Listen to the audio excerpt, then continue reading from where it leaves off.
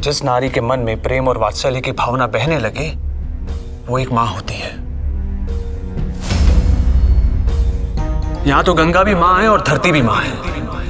मात्र किसी संतान को जन्म ना देने के कारण किसी नारी का स्थान, उसका सम्मान नीचा नहीं हो जाता है साहिब।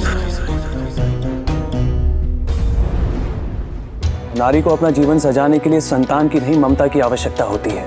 और अब भीऊ से ही यज्ञ करने के लिए क्यों कह रही है? आपको कैसे पता कि भीऊ में ही दोष है? भाऊजी में भी तो दोष हो सकता है।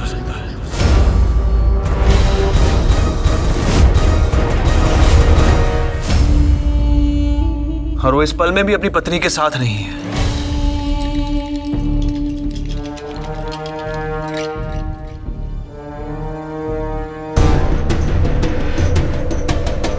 हम आपसे कोई तर्क वितर्क नहीं करना चाहते। यज्ञ में कोई बुराई नहीं है और कौन जाने ईश्वर प्रसन्न होकर भाग्य का लिखा बदल दे। यदि ये यज्ञ ईश्वर का आशीर्वाद पाने के लिए किया जा रहा होता तो मैं स्वयं आगे बढ़कर आहुति देता। पर ये यज्ञ ये दिखाने के लिए किया जा रहा है कि पेशवा साहिब की पुत्री ने प्रयास करने में कोई कमी नहीं छोड़ी। और जरा सोचिए, इस प्रयास के बाद यदि यह असफल रही तो सब मेरी बहन पर उंगली उठाएंगे। भाऊजी को कोई कुछ नहीं कहेगा, लांछन लगेगा तो सिर्फ मेरी बहन पर।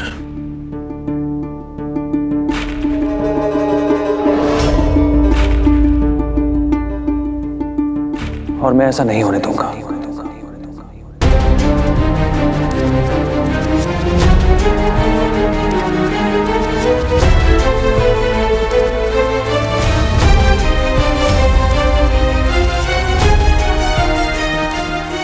बाबा भाई साहब से कुछ कहते क्यों नहीं?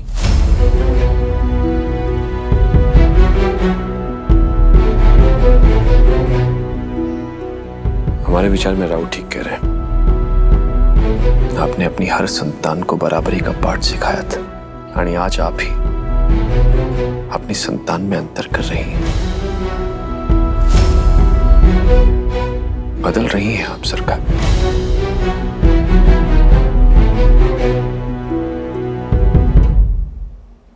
पता नहीं इस घर में सबको ऐसा क्यों लगता है कि हम जो भी करते हैं वो गलत करते हैं। ऐसा नहीं है आई साहब, आप भाऊ को जानती हैं। आपको पता है कि वो संसार की सोच से हमेशा उल्टा ही सोचते हैं। वाह पंडित जी, पोथियों की जानकारी प्राप्त की, काश थोड़ा ज्ञान भी प्राप्त कर लिया होता।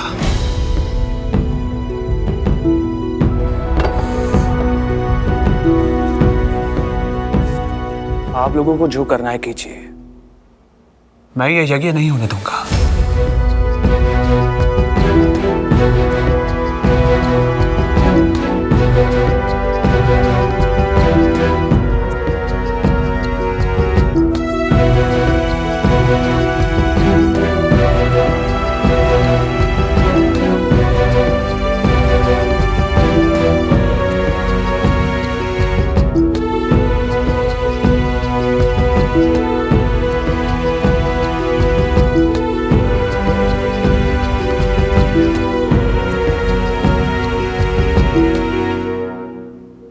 किसी ने खीर तो खाई नहीं।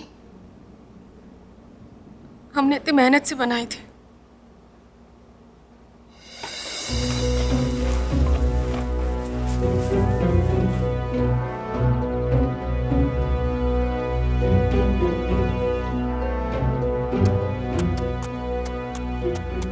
ये क्या बात हुई भाऊ?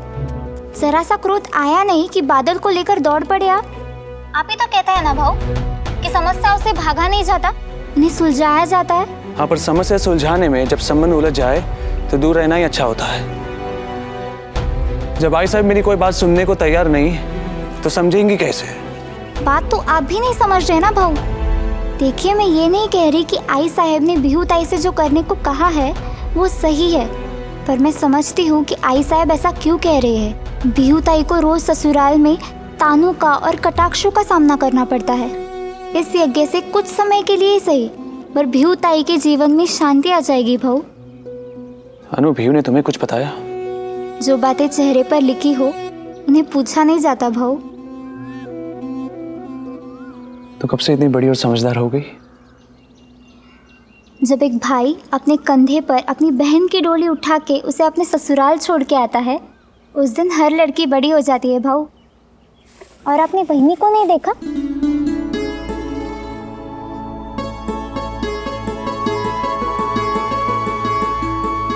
अब आप ये मत कहिए कि आपने ध्यान नहीं दिया कि वहीनी साहब कितनी सुंदर लगती है। ध्यान दिया है ना भाऊ?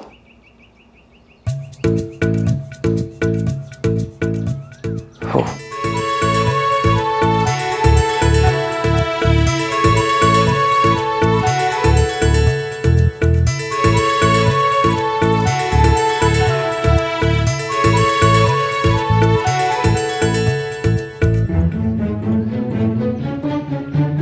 अब घर आ ही गए हैं तो थोड़ा समय वहीनी साहब के साथ भी बिताइए। क्या पता उनके साथ समय बिताते हुए आपका मन भी गृहस्थी में रम जाए।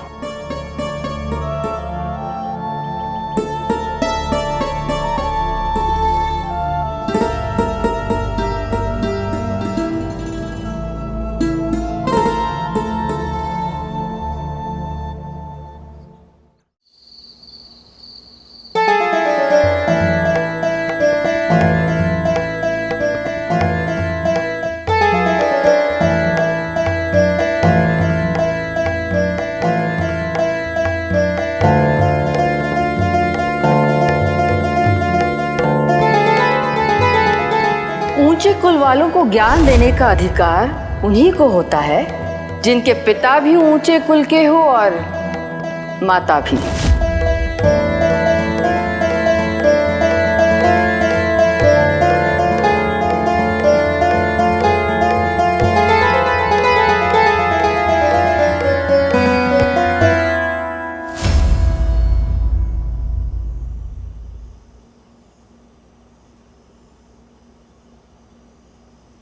हम जानते हैं मस्तानी क्या हुआ है।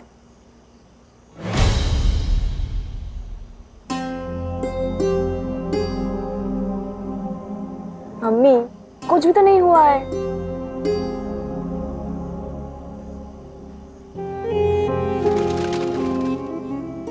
मस्तानी, कुछ गम दुनिया से छुपाए जाते हैं, कुछ खुद से और कुछ खुदा से भी, लेकिन मां से कोई गम नहीं छुपाया जाता।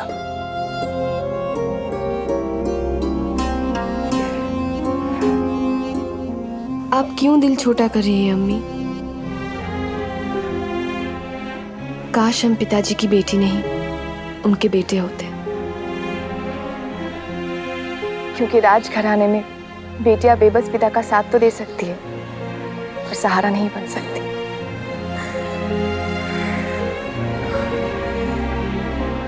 पता नहीं हमारी इबादत में कौन सी कमी रह गई है जो खुदा ने हमसे नजरें फेर ली है। राजकुमारियों को विरासत में अपनी माँ से हीरे जवाहरात मिलते हैं, लेकिन तुम्हें सिर्फ विरासत में बेइज्जती मिल रही है। अम्मी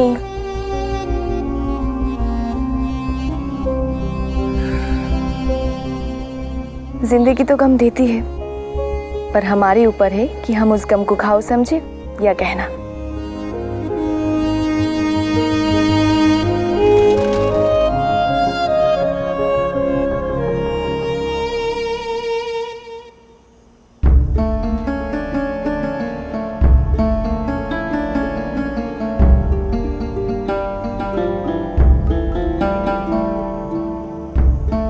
और तेल डाल नंदिनी, ताकि ये दिए पूरी रात जलते रहे। कम से कम हमारे मन को अकेले तो नहीं जलना पड़ेगा। इतने वर्षों से वो इस कमरे में नहीं आए, आज भी नहीं आएंगे।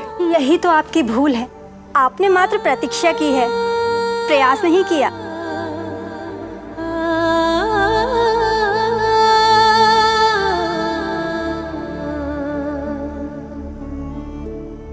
वो यहाँ नहीं आ रहे तो क्या, आप तो उनके पास जा सकती है ना।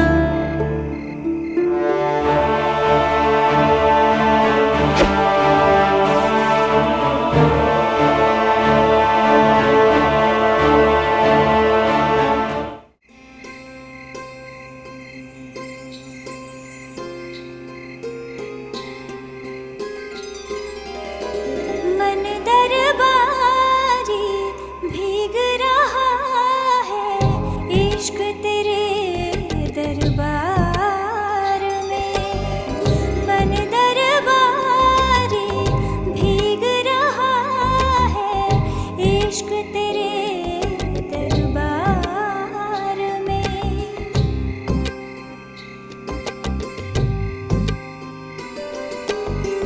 बिन तेरे आकाश अधूरा, बिन तेरे चांद भी आधा है।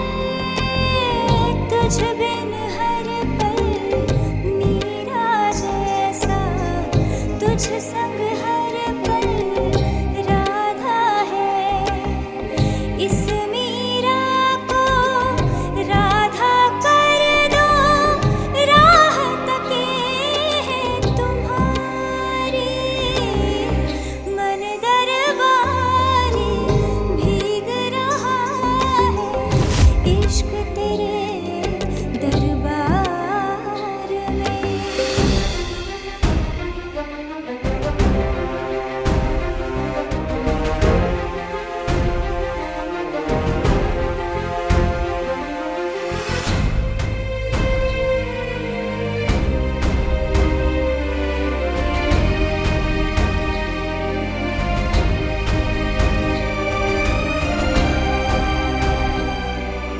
सर्दी लग जाएगी आपको।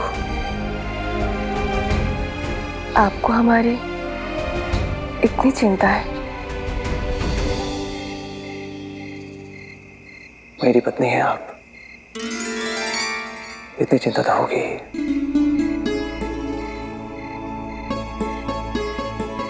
आप जाकर सो जाइए। आप नहीं चलेंगे?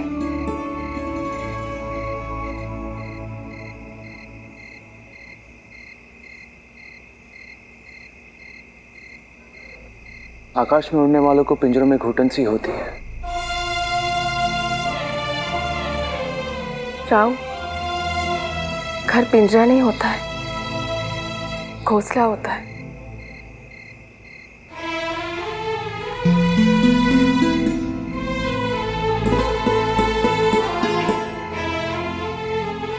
वैसे भी आई साहब ने हमसे भी बड़ी बड़ी खिड़कियां बनवाई हैं। उनमें खड़े होके देखो तो पूरा सासवाड़ दिखता है। मैं अवश्य देखूंगा। अब आप सो जाइए, अन्यथा बीमार पड़ जाएगी। जाइए।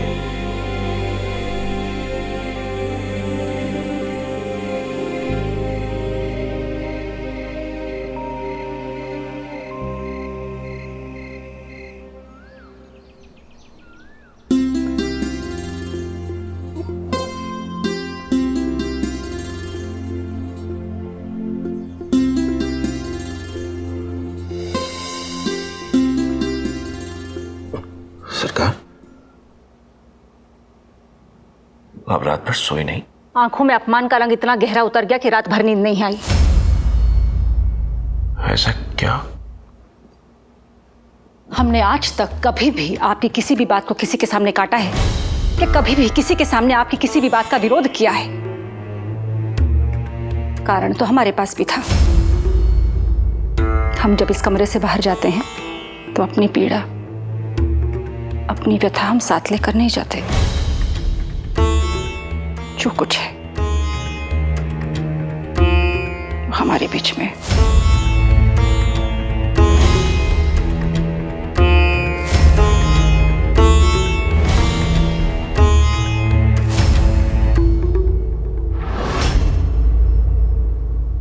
राव संसार के सर्वश्रेष्ठ योद्धा हैं, पर वर्षों रणभूमि में रहते रहते वो ये भूल गए हैं कि रणभूमि के बाहर भी एक संसार है। वर्षा ऋतु आरंभ होने वाली है। आपका स्वास्थ्य भी ठीक होने में समय लगेगा।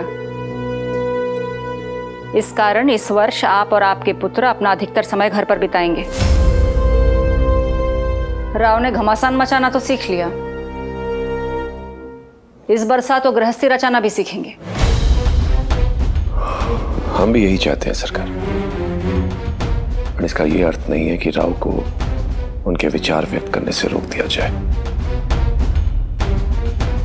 बड़ी बात यह नहीं कि राव ने क्या कहा, बड़ी बात यह है कि राव ने कहां और कैसे कहा। राव ने सबके सामने हमारा विरोध किया और आपने उनका समर्थन किया। कल को काशीबाई ऐसा करेंगे। मर्यादा बनने में वर्षों बीत जाते हैं, टूटने में एक पल नहीं लगता। पेशवा साहब, राव को मर्यादा का सम्मान करना सीखना होगा।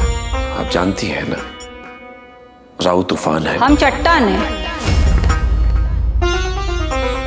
हम सिर्फ इतना जानना चाहते हैं कि आप हमारा साथ देंगे या कल की तरह सबके सामने हमारा विरोध करते रहेंगे। यदि आप यही चाहती हैं तो ऐसा ही होगा। जो हम कर रहे हैं वो आवश्यक है। ये परिवार अनुशासन से बंधा है। अनुशासन टूट गया, परिवार बिखर जाएगा। पता नहीं ये परिवार प्रेम की जगह अनुशासन से कब से बंध गया। आप जानते हैं कब से।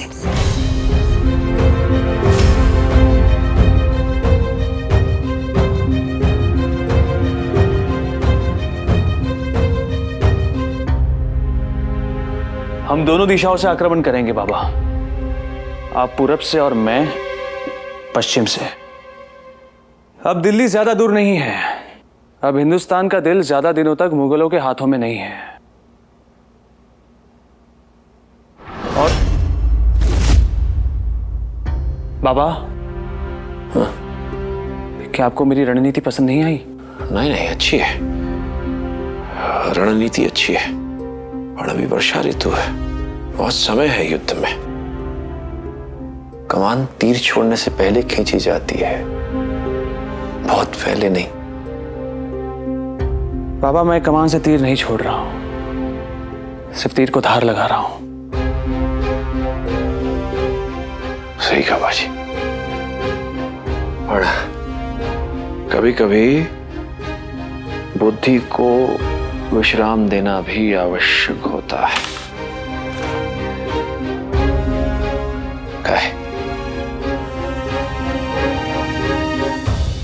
बाबा, आपके बेटे की बुद्धि पृथ्वी की तरह है।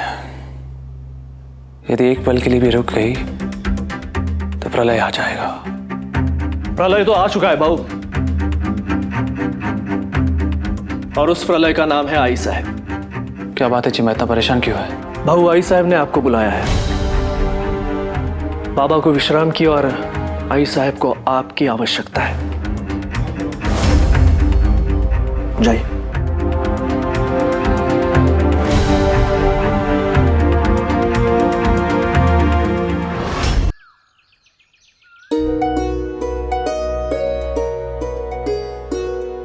हमने आज मंदिर में पेशवा साहब के नाम से 1001 ब्राह्मणों का भोग रखवाया है।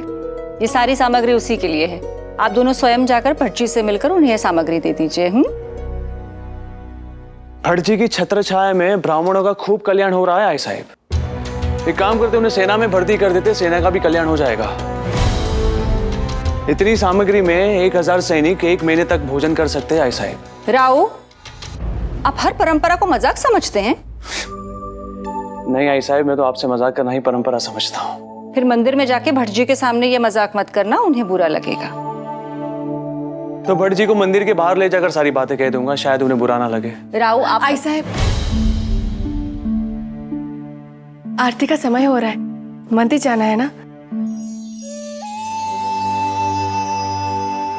आप दोनों एक साथ पहली बार बाहर जा रहे हैं। पेशवा परिवार को अपने व्यवहार से आदर्श स्थापित करना पड़ता है लोगों के सामने। लोग हर चीज को बहुत ध्यान से देखते हैं। याद रहे, सिर्फ आप दोनों नहीं जा रहे हैं, अपने साथ पेशवा साहेब और हमारा सम्मान भी लेकर जा रहे हैं। किसी को उंगली उठाने का मौका मत दीजिएगा।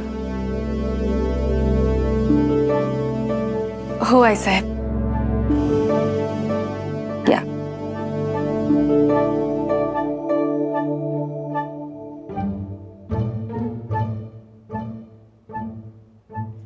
ताई साहब, आपकी मन्नत तो मंदिर जाने से पहले ही पूरी हो गई। रखमा भाई जी आई साहब। आइए।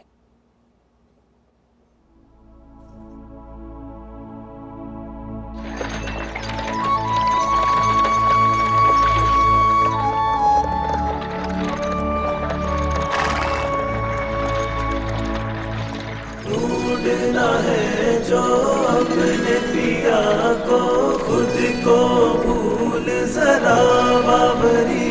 तेरी जोस्तजू कान्हा, प्रीत की कहानी है, प्रेम का किस्सा है, जमुना की ज़बानी है। मैं इसे दोहराऊं, तेरी मेहरबानी है।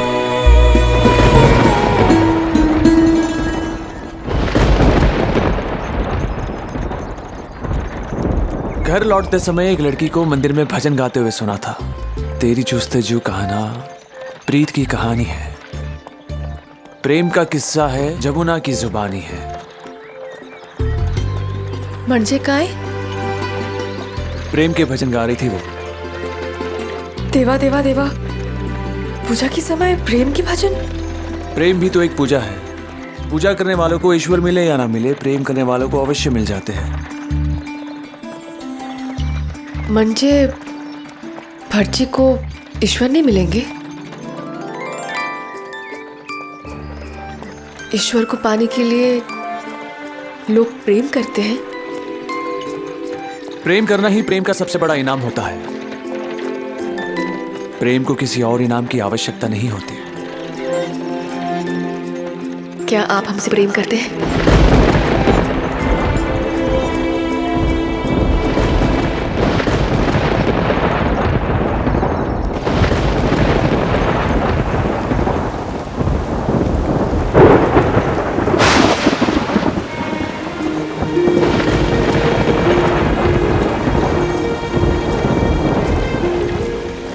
राव, आप अंदर आ जाइए, आपकी तबीयत खराब हो जाएगी।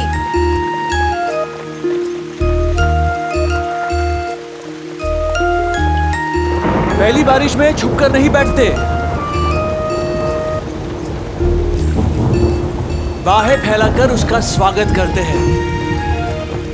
आप गीले हो रहे हैं राव। जी नहीं, मैं भीग रहा हूँ। मंदिर पहुंचने से पहले आपके कपड़े गंदे हो जाएंगे। मंदिर जाने से पहले मन साफ होना चाहिए, कपड़े नहीं। काशीबाई, आप भी बाहर आकर पहली बारिश का स्वागत कीजिए।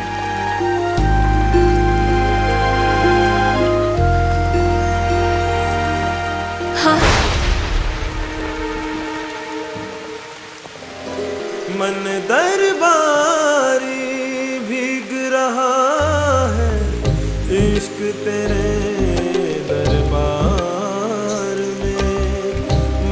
दरबारी भीग रहा है, इश्क तेरे दरबार में।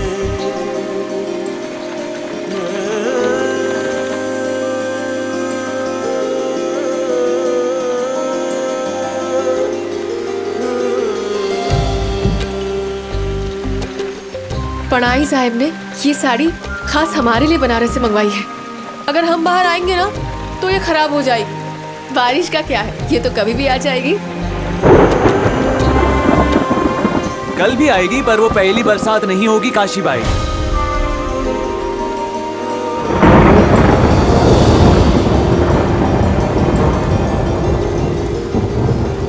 राव, आज आपको हो क्या गया है? आज आप बिल्कुल गोटिया भाव जैसे बातें कर रहे हैं। आप ही भीगे अपनी पहली बारिश में। अगर आई साहब को पता चल गया ना कि हम दोनों एक साथ पहली बारिश में भीग रहे थे तो हमारी तो शामत आ जाएगी।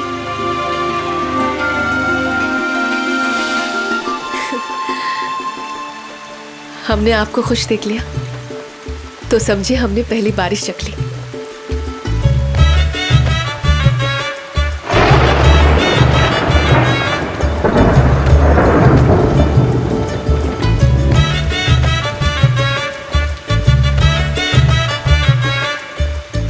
और तेज।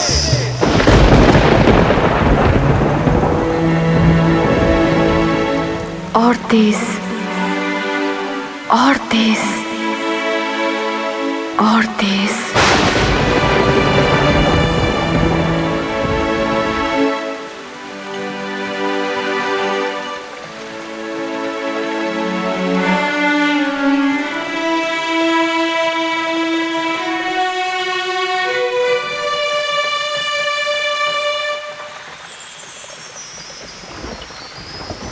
ये क्या करिए मस्तानी साहब, अंदर चलिए। चंदा, पहली बारिश बार बार नहीं होती है और बरसात का मजा झरोके में से हाथ बाहर निकालकर बूंदों को छूने में नहीं, बूंदों से खेलने में होती है।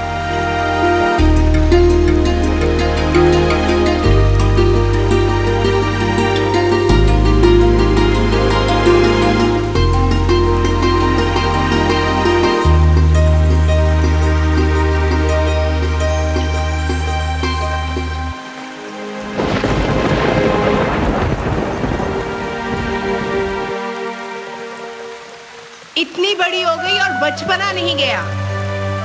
नहीं,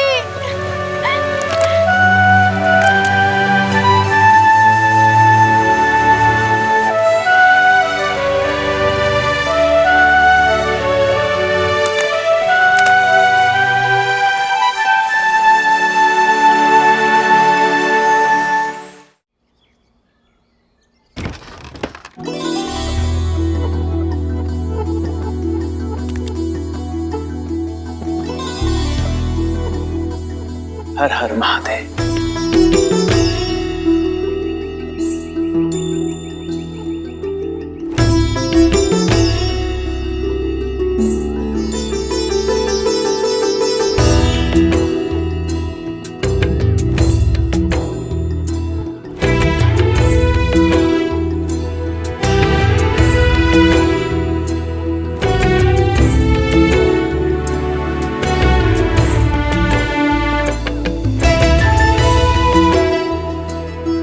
अरे नहीं काकी, ये क्या कर रही है? इसकी कोई आवश्यकता नहीं है। जो हटी नहीं वो मराठी नहीं। हर हर महादेव, हर हर महादेव।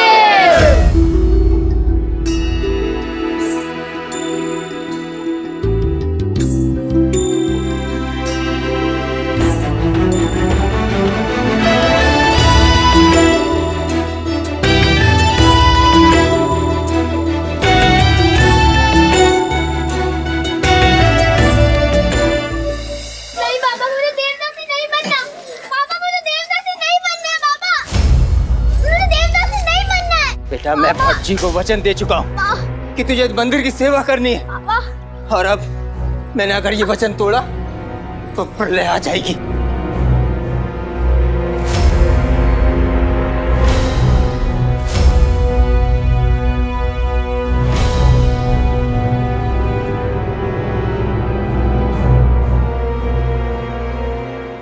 आरती का समय हो रहा है, मुहूर्त निकलता जा रहा है।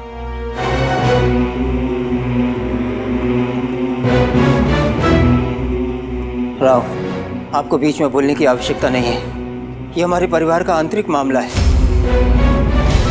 हो, ये उनके माता पिता है, ये सही कह रहे। हम इसके कोई नहीं है।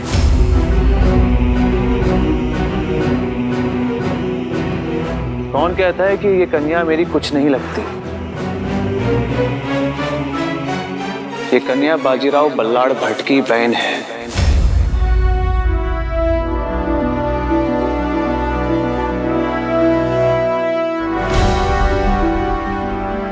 संबंध केवल रक्त से नहीं बनते, भावनाओं से भी बनते हैं। जिस पल इस कन्या ने मेरी ओर आशा भरी दृष्टि से देखा था, उसी पल इस कन्या के साथ भावनाओं का संबंध जुड़ गया था।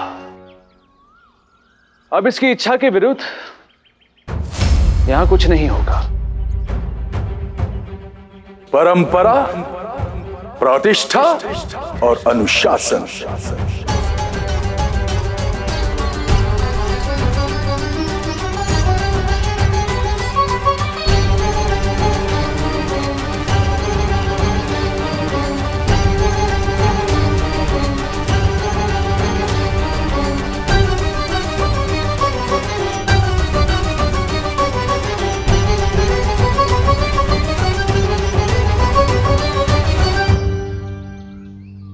ये समाज के 3 स्तंभ होते हैं, बाजीराव बल्लाड़ भट्ट, और इन्हें तोड़ना ना तो आपके लिए सही होगा और ना ही समाज के लिए। समाज का वर्तमान, भूत और भविष्य, ये तीनों इन्हीं स्तंभों पर टिके होते हैं। और यदि पेशवा साहब के बड़े पुत्र ही इन्हें तोड़ने का प्रयास करेंगे तो यह समाज कैसे चलेगा?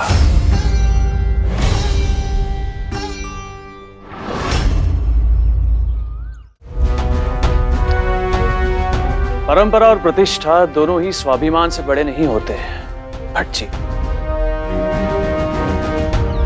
अनुशासन और नियंत्रण में अंतर होता है। अनुशासन व्यक्ति स्वयं की इच्छा से करता है और नियंत्रण दूसरों की इच्छा से। और इस कन्या को अनुशासित नहीं, नियंत्रित किया जा रहा है। देवदासी की प्रथा तो सदियों से चली आ रही है। बड़ी भाग्यशाली होती है वो कन्या जिसे देवता की सेवा का अवसर मिलता है। ये तो इस कन्या के लिए और इसके परिवार के सदस्यों के लिए गर्व का विषय है। यह नीति सुमंगली बनेगी।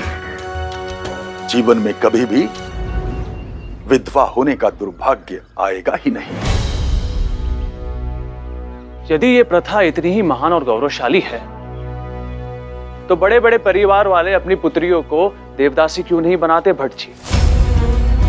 क्यों सदा गरीब और दरिद्र घर वाले ही अपनी बेटी को देवदासी बनाते हैं?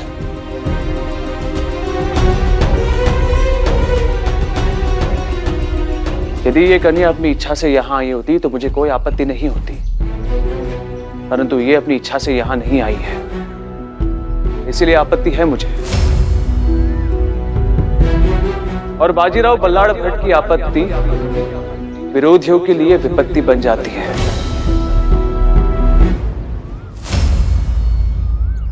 आप संस्कृति का विरोध कर रहे हैं।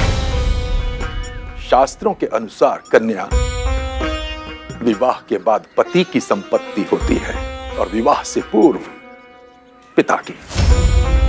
इसलिए आपको बीच में बोलना शोभा नहीं देता।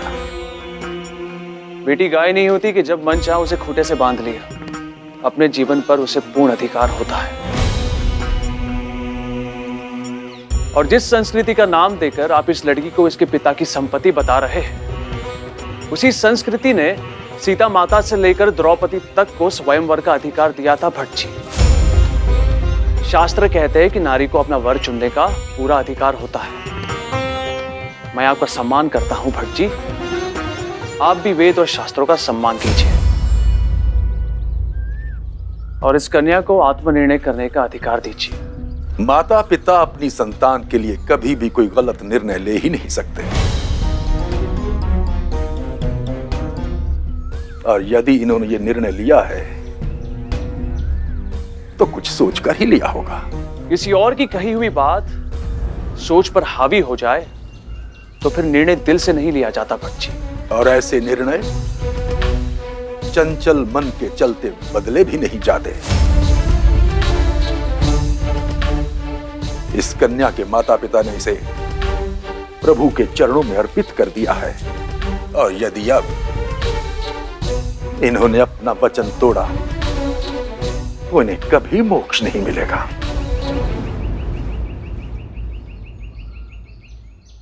अपनी बेटी को नरक में भेजकर किस माता पिता को मोक्ष स्वीकार होगा? इसे शिक्षा दिलवाइए और अपना वर चुनने का पूरा अधिकार दीजिए, स्वतंत्रता दीजिए।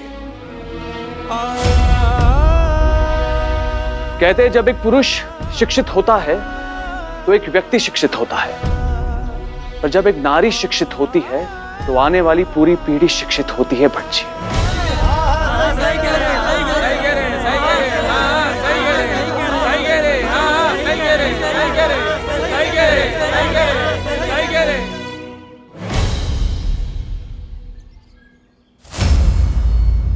देवदासी बनना इस कन्या का प्रारब्ध है।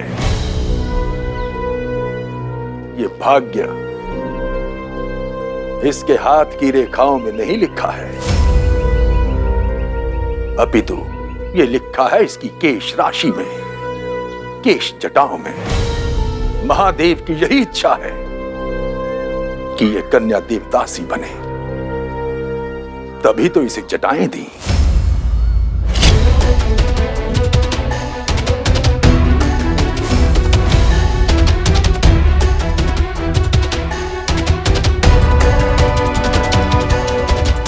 ये लीजिए भट्ट जी, इसका भाग्य बदल दिया मैंने।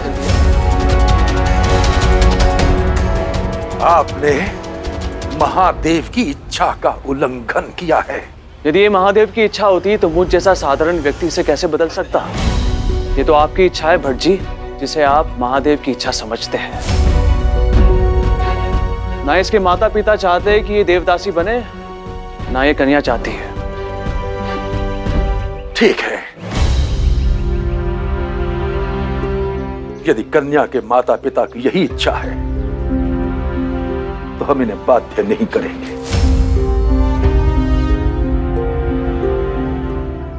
यह कन्या इनके साथ जाने के लिए स्वतंत्र है।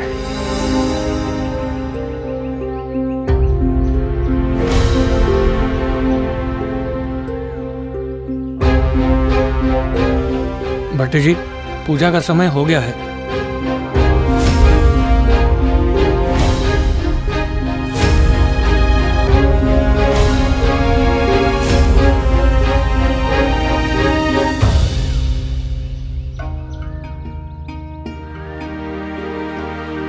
बहन भाई से हट करते हुए अच्छी लगती है, पैर छूते हुए नहीं। जाओ।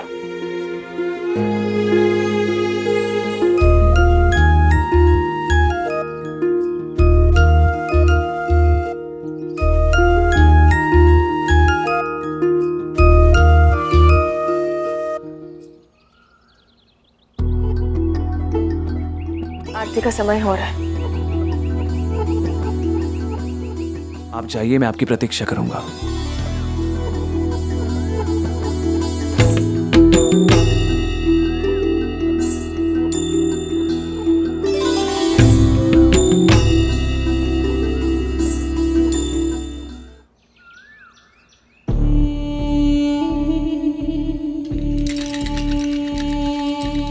रानी साहब, राजकुमार जगतराज ने एक बहुत छोटी सैनिक टुकड़ी के साथ बूरे खान की छावनी पर हमला किया और बूरे खान ने राजकुमार को बंदी बना लिया। पर जब पिताजी ने उन्हें कूच करने के लिए मना किया था तो भाई साहब ने आक्रमण क्यों किया? हमारे बेटे की जान यहाँ खतरे में है और आप उनकी ही गलतियाँ निकाल रही हैं। रानी साहब, मस्तानी का ये कहने का मतलब नहीं था। वो